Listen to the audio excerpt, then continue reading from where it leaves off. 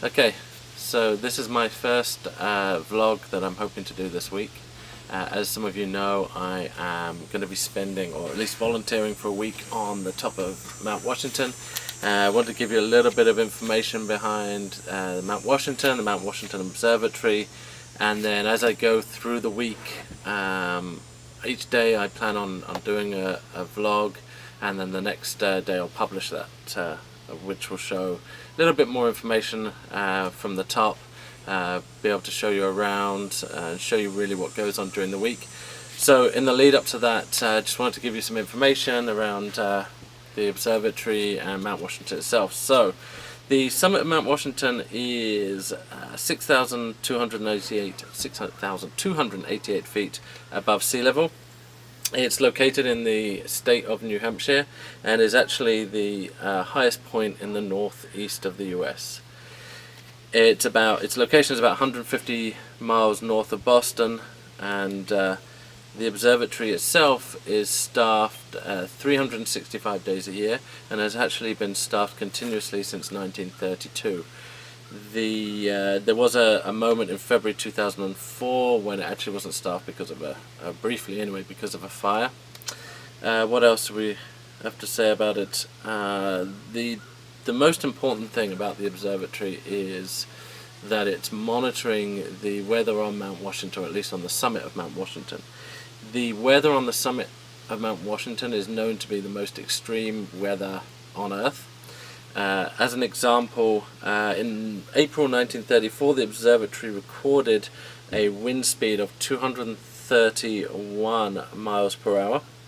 That's 372 kilometers per hour, which was until recently the world record for the highest recorded wind speed on Earth. So again, continuously gets battered with extreme weather any time of the year. Temperatures atop the mountain can drop as low as minus 47 degrees Fahrenheit in the winter. That's minus 44 Celsius, and the average temperature on the summit is 26.5 degrees Fahrenheit, which is minus 3 Celsius. So that's the average temperature. I was actually looking at one of the live broadcasts yesterday from the summit, and the temperature yesterday morning was 33 or 34 degrees Fahrenheit, which is just hovering above freezing. It did peak out during the day at 50 degrees Fahrenheit, which I think off the top of my head is about 7 or 8 degrees Celsius. So even in the summer it doesn't get particularly hot. They are actually looking at a storm system coming through this week. Tomorrow, which is Tuesday, sees the start of this storm system, which will be bringing high winds to the summit. They're predicting or forecasting that the strongest of the winds will actually be on Thursday, when I'll be up there, and in that particular case we're expecting winds of over 100 miles an hour. So on Thursday it could be pretty interesting upon the summit. What else? I mentioned about wind. So the wind average speed of 35.3 miles per hour. So again, typically there's always some element of winds up there. Snow. So the summit gets approximately 42 feet of snow per year, and typically sees snowfall every month of the year. So while in the summer, if it does snow, the snow doesn't stick around for long. At any moment we can get snow flurries. This little bit about the observatory itself. So as I already mentioned, the observatory is manned every day of the year, 24/7. The observatory operates in shifts, and so a shift is a week long. The shifts go from Wednesday to Wednesday. There are during a shift there are 3 observers. So in our case of our shift on Wednesday, there's going to be 3 weather observers. One of them is a night shift worker. So during the day there'll be the 2 day shift observers that are responsible for the weather observations and other routine maintenance type activities, and then there's 1 night shift worker. So that night shift worker or night observer will be responsible purely for night observations during the night. Obviously the night shift worker sleeps during the day.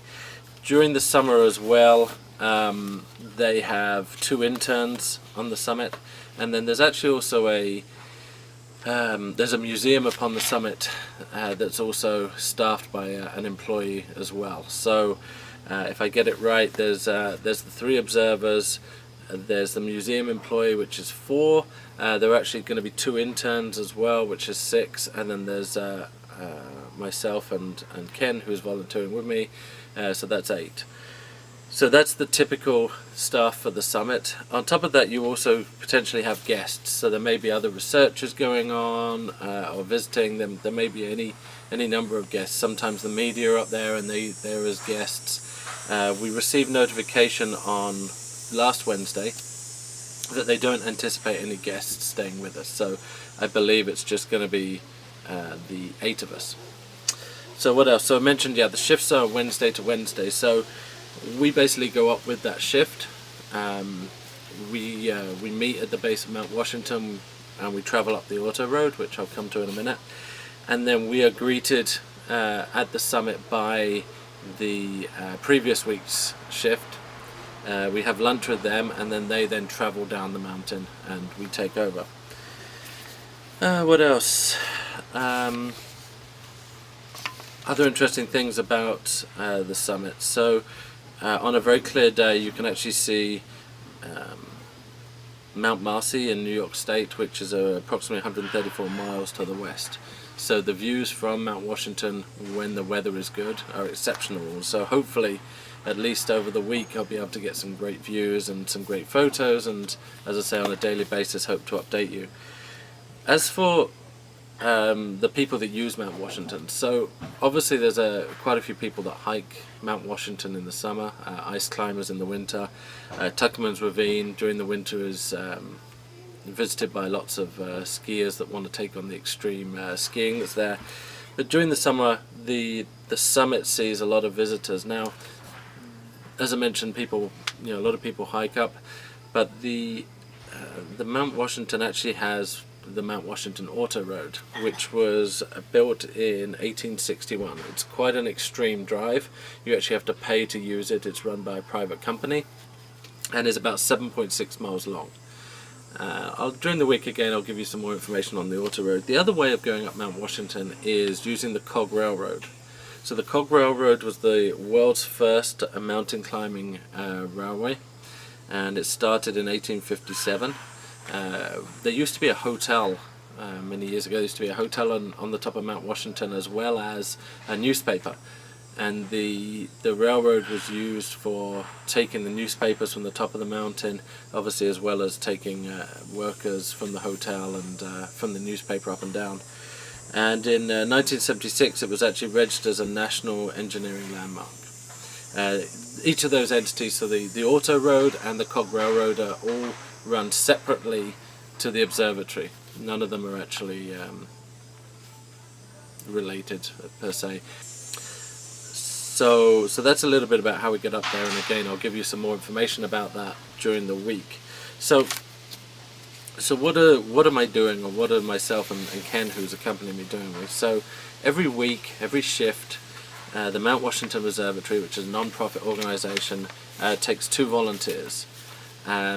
The volunteers have a number of responsibilities, and again, you can do this any week of the year. You can do it in the winter, you can do it in the summer.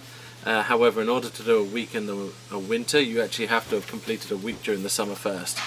Obviously, if there's an issue, either with the person, the way they're doing the volunteering, if they don't actually fulfill the needs during the summer, they can take them down the mountain pretty easily if things don't work out. During the winter, due to the extreme nature of the weather, it's very difficult to get someone off the mountain. So ultimately, my goal is to be able to do a week during the winter, but to do a week in the winter, we have to do a week in the summer first. When you volunteer, you get sent this welcome pack. Well, you receive it in an email. The welcome pack goes over lots of different things, one of which covers introduction and expectations. Just to give you a brief insight, your job: prepare dinner for the summit staff on a nightly basis. In the summer it's 10 people approximately, in the winter it's 6 people. Prepare all meals and snacks for all guests visiting the summit. which it says here could be up to 17 people including staff. So as I've already mentioned, we've been told that the next week or this coming week's shift won't actually have any guests. Keep the kitchen, bathroom and living quarters clean by vacuuming, sweeping and mopping when applicable. Help in preparing bunks for overnight guests. Complete the daily, weekly list of chores. Help where other assistance might be needed. So that's really what our roles or responsibilities are while we're on the summit. And outside of that, really your time is your own. You know, obviously, potential in the weather, we can go for a hike. There is Wi-Fi on the top, so you know, I plan on, at least where possible, working remotely. I think brings a new extreme to the word working remotely. Obviously, I'm hoping to be able to do some more of these vlogs and upload those as well. So that's really the background on what I'm doing, what I plan to do. In order to be able to do the vlog, my idea is that I want to do the vlog as a first-time volunteer. A lot of people that volunteer for the same weeks every year. So a lot of people are regulars, a lot of people have been doing it for a long time. For myself and Ken, it's the first time for us, and so it's obviously a new experience for us. And my goal is to record that and share it so that people can see what it's like. I've taken a look online and there's really nothing put together by anyone that shows the experience, so that's my goal. So look out for future videos, and if you have any questions, ask questions. Subscribe to the channel so you can get the updates, and say any questions you ask I'll then try and ask at the top.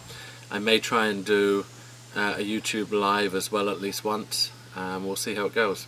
Alright, take care.